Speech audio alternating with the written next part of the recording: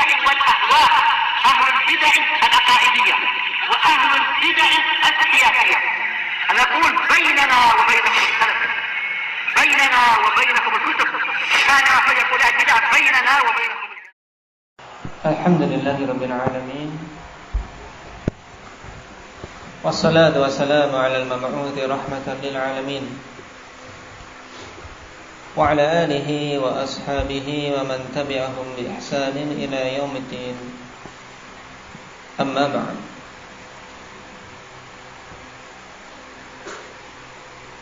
Pada pembahasan yang lalu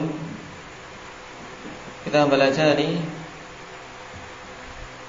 salah satu di antara adab ketika seorang masuk rumah dan ketika hendak makan. Dan dikatakannya adab tersebut berhubungan dengan pernyataan syaitan terhadap teman-temannya ketika ada seorang yang membaca basmalah ketika masuk rumah dan ketika makan. Itu maksudnya hendak makan. Mereka mengatakan la mabita lakum wala asyad, yang menunjukkan usaha keras dari syaitan untuk senantiasa menyertai Bani Adam pada semua amalan-amalan dia, untuk merusaknya, untuk mengganggunya. Makanya dari sini betul-betul kita sangat butuh penjagaan diri dan permintaan pada Allah Subhanahu wa taala agar kita dijaga dari syaitan, dari goda-godaannya, dari was-wasnya, dan dari semua keburukannya. Sekarang kita masuk pada poin yang ke-147. Hal lil jinni dzurriyyatun. Maknanya bagaimana? Indah ya Ridwan. Apakah jin memiliki keturunan? Wal jawab na'am. Iya. Apa dalilnya? Wa dalilu qauluhu ta'ala wa idh qulna lil malaikati isjudu li adama fasajadu illa iblis kana minal jinni fafasaqa an amri rabbih afatattakhidunahu wa dhurriyyatahu awliya'a min duni wa hum lakum adu. Dan tatkala kami katakan kepada para malaikat, usjudu li Adam, sujudlah kalian semua kepada Adam, fasajadu, maka mereka pun semuanya sujud, illa iblis, kecuali iblis. Nah, pertanyaannya, perhatikan ayat ini ya khonifillah. Di awal Allah katakan, kami katakan kepada para malaikat untuk sujudlah kalian kepada Adam, dikecualikan iblis. Apakah berarti di sini iblis merupakan bagian dari para malaikat? Allah katakan illa iblis, kecuali iblis. Inna Ja'far.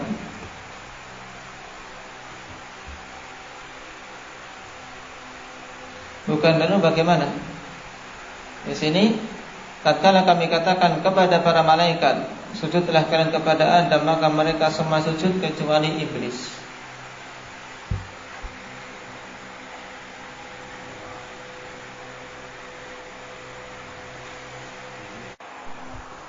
Nah,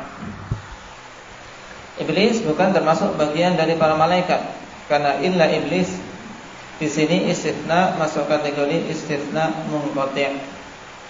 Maksudnya apa?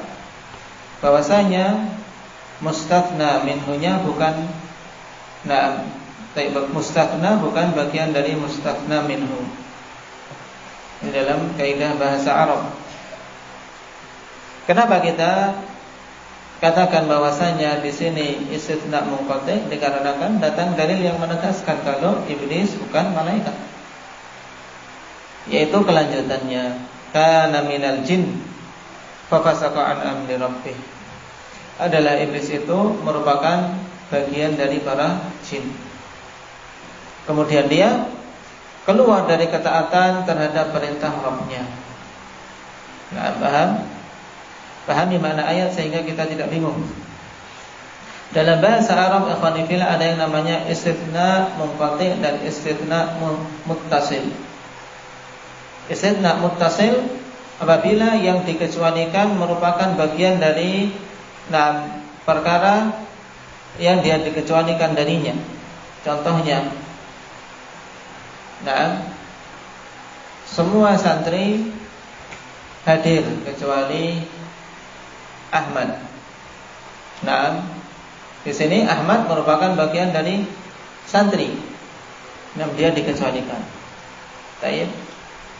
Semua santri hadir kecuali apa? Kalau munqati',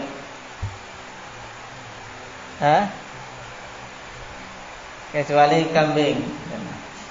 Baik. Semua santri hadir kecuali kambing, ya. Kecuali kambing. Di sini kambing bukan bagian dari santri. Namanya istitsna munqati' dalam bahasa Arab. Tapi dalam bahasa kita ikhwanillah yang munqati' ini jarang dipakai. Jarang orang mengatakan demikian, akan diketawai. Dayem, kamu ini bisa ngomong enggak? Pasti akan dikritik. Tapi dalam bahasa Arab ada kaidah demikian, ada istitsna muttasil, ada istitsna munqati'. Ingat-ingat. Karena itu penting dalam beberapa kondisi, termasuk dalam menjawab iskal yang muncul pada ayat ini. Wa idz qulna lil malaikati isjudu li Adam fasajadu illa iblis.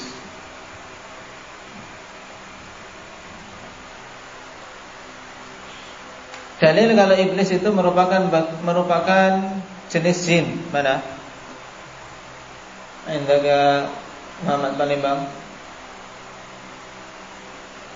Dalil yang menunjukkan kalau iblis itu masuk dalam jenis para jin.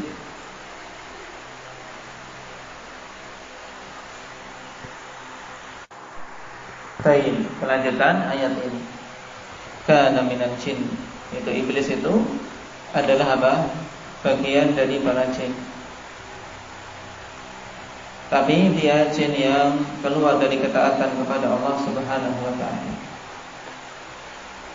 Kemudian Allah Subhanahu wa ta'ala katakan, afatattakhidunahu wa dzurriyyatahu awliya'a min duni? Apakah kalian akan menjadikan iblis tersebut dan keturunannya sebagai sesembahan-sembahan selainku? Wa hum lakum adu, dalam keadaan mereka itu adalah musuh bagi kalian. Perhatikan firman Allah Subhanahu wa ta'ala. Afatattakhidunahu wa dzurriyyatahu, menegaskan bahwasanya iblis itu memiliki keturunan. Dan dikarenakan iblis adalah apa? Adalah jenis jin, maka menunjukkan juga jin itu mereka memiliki keturunan. Ini sangat jelas. Afatattakhidunahu wa dzurriyyatahu awliya'a min duni wa hum lakum adu. Di sini juga terdapat dalil afalillah pengingkaran mereka yang menjadikan para jin sebagai wali-wali yang disembah selain Allah Subhanahu wa ta'ala, sebagai pelindung, sebagai penolong. Karena mereka adalah hamba-hamba Allah Subhanahu wa ta'ala sebagaimana kita. Tidak mampu memberikan kemampuan, tidak mampu memberikan kemanfaatan tanpa izin Allah. Sebagaimana pula tidak akan mampu menimpakan kemudaratan tanpa izin Allah. Ini harus kita yakini. Oleh karena itulah tidak boleh seorang muslim ada pada dirinya rasa takut terhadap iblis, rasa takut terhadap syaitan, rasa takut terhadap para jin. Tidak boleh. Bahkan seorang muslim ikhwanifillah harus memiliki apa? Kekokohan hati. Hati bahwasanya mereka itu adalah makhluk-makhluk yang hina. Tatkala mereka keluar dari ketaatan kepada Allah Subhanahu wa ta'ala, yang wajib kita musuhi dan kita yakin tipu daya mereka itu lemah. Inna kaidasy syaitani kana dha'ifa. Sungguhnya tipu daya syaitan itu adalah lemah. Lemah bagi siapa? Lemah bagi orang-orang yang mendekat kepada Allah. Nah, orang-orang yang mendekat kepada Allah. Tapi dengan lemahnya tipu daya syaitan ini, ikhwani fillah, bagi orang-orang yang lebih lemah, nah, maka akan terasa kuat, terasa besar. Bukan karena kuatnya tipu daya tersebut, ikhwani fillah, tapi karena lemahnya kita. Sebab Allah Subhanahu wa taala sudah mengatakan inna kaida syaitani kana dha'ifa. Kemudian kita merasakan betapa besarnya ujian-ujian yang datang dari syaitan. Ini menunjukkan kelemahan kita, menunjukkan lemahnya kita. Oleh karena itulah banyak-banyak kita meminta kekokohan kepada Allah, meminta pertolongan kepada Allah.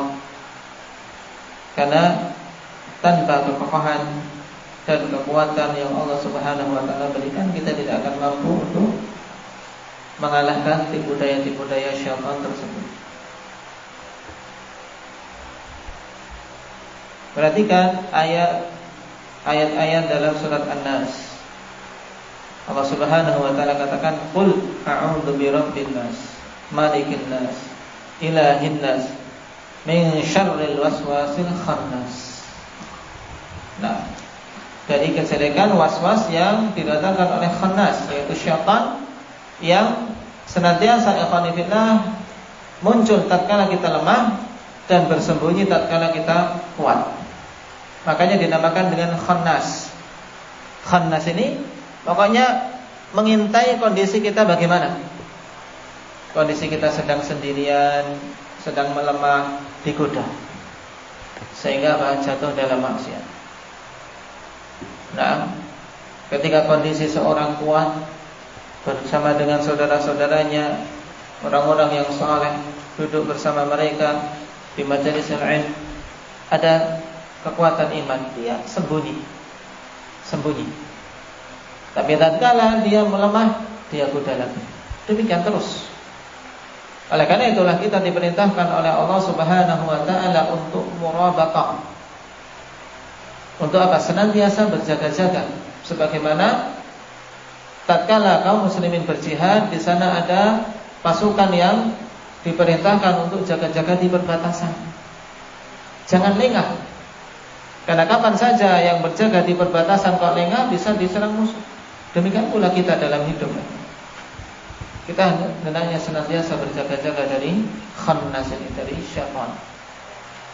Allah Subhanahu wa taala katakan, "Ya ayyuhalladzina amanu isbiru wasabiru warabitu wattaqullaha la'allakum tuflihun." Sekalian orang yang beriman, bersabarlah dan terus-meneruslah bersabar, kemudian berjaga-jagalah kalian. Jaga-jaga dari apa, akhwan fillah? Jaga-jaga dari godaan syaitan yang datang mengintai terus. Dan bertakwalah kepada Allah agar kalian beruntung. Kemudian juga dari ayat ini penegasan dari Allah Subhanahu wa taala. Jangan sampai kita mengambil mereka sebagai teman dalam keadaan mereka itu musuh. Wa hum lakum adu. Padahal mereka itu adalah musuh bagi kalian. Jadikan syaitan musuh, jangan jadikan sebagai teman. Dalam ayat yang lain bagaimana bunyinya? Indak ya Umar.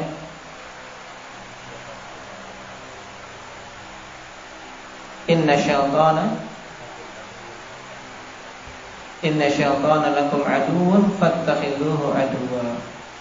Innama yad'u hizbahu liyakunu min ashabis sa'ir. Nah, syaitan itu adalah musuh bagi kalian. Maka jadikan musuh. Dan hanyalah tujuan syaitan agar kalian semua menjadi teman-temannya di neraka sa'ir, di neraka yang menyala-nyala, waliyadzubillah. Jadi jangan percaya alhamdulillah terhadap godaan-godaan, rayuan-rayuan syaitan. Dalam hadis Abi Hurairah radhiyallahu anhu, Rasulullah sallallahu alaihi wasallam mengkhabarkan bagaimana syaitan menggoda manusia di dalam salat. Fahannahu wa mannah, yaitu hannah, yaitu diberikan angan-angan, ya, diberikan angan-angan, diberikan apa? Suatu ide-ide, pikiran, nah, bersetan-bersetan yang muncul dalam apa? Dalam pikiran kita ketika sholat. Fahannahu wa mannahu wa dzakkarah. Diingatkan, yang biasanya tidak ingat diingatkan. Nah, ini dalam sholat, apalagi dalam kondisi-kondisi yang lain.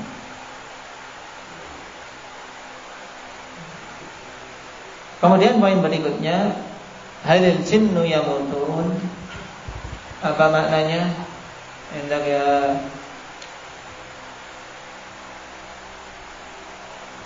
alif. Halil jinnu yamutun, terjemahkan bagaimana?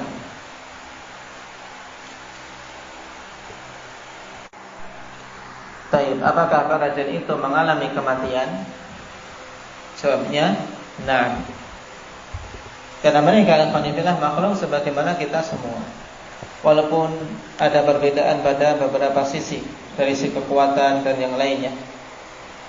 Nah, dan kecepatan bergerak, tapi semuanya sama, yaitu kembali kepada kematian.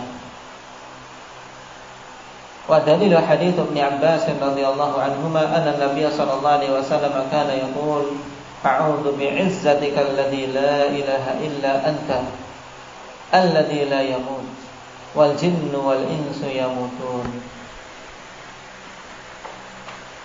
Dalilnya adalah hadits Ibnu Abbas radhiyallahu anhuma, bahwasanya Nabi sallallahu alaihi wasallam mengatakan a'udzu bi'izzatik, aku berlindung dengan kemuliaanmu ya Allah, alladzi la ilaha illa anta, zat yang tidak ada sesembahan yang hak kecuali Engkau, alladzi la yamut, zat yang tidak mengalami kematian, wal jinnu wal insu yamutun, dan jin serta manusia secara keseluruhan mereka akan mati. Ini dalil bahwasanya jin mengalami kematian sebagaimana pula manusia. Walaupun kebanyakan dari sisi umur, umur jin itu lebih panjang, tapi sepanjang apapun umur, kalau hasilnya akan mati juga, sama berarti. Sama. Nah, karena yang menjadi pembeda utama bagaimana seorang mengisi umur yang Allah Subhanahu wa taala berikan. Panjang, tapi kalau tidak dimanfaatkan, diisi dengan kemaksiatan, hanya akan menambah dosa dan menambah penyesalan saja. Nah, pendek, tapi kalau dia isi dengan kebaikan yang banyak, dia manfaatkan kesempatan yang Allah berikan, akan menjadi apa? Menjadi sebab keselamatan dan kegembiraan dia di hari kiamat kelak. Dan tentu yang kita minta kepada Allah Subhanahu wa ta'ala adalah umur yang panjang, yang bisa diisi dengan amalan-amalan soleh. Umur yang panjang di atas ketaatan.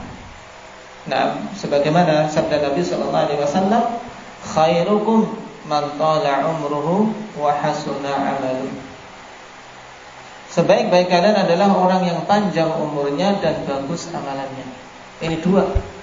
Panjang umur saja, nah, ini tidak ada pujian padanya, sekedar panjang umur. Nah, tapi panjang umur, bagus amalan, itulah yang dipuji. Karena dengan semakin bertambahnya umur, berarti semakin bertambah amalan. Baik, semakin bertambah amalan. Dan yang tentunya kita harapkan adalah hal tersebut untuk terus-menerus mengisi waktu yang Allah Subhanahu wa ta'ala berikan dalam ketaatan kepada Allah Subhanahu wa ta'ala. Itulah hakikat istiqamah. Hakikat istiqamah yang diwasiatkan oleh Allah Subhanahu wa ta'ala kepada para nabinya. Demikian pula wasiat Nabi sallallahu alaihi wasallam kepada umatnya. Qul amantu billahi fastaqim. Katakanlah, aku beriman kepada Allah, kemudian istiqomahlah. Barakallahu fikum. Nasallallahu azza wa jalla ay yuwaffiqana lima yuhibbu wa yarda.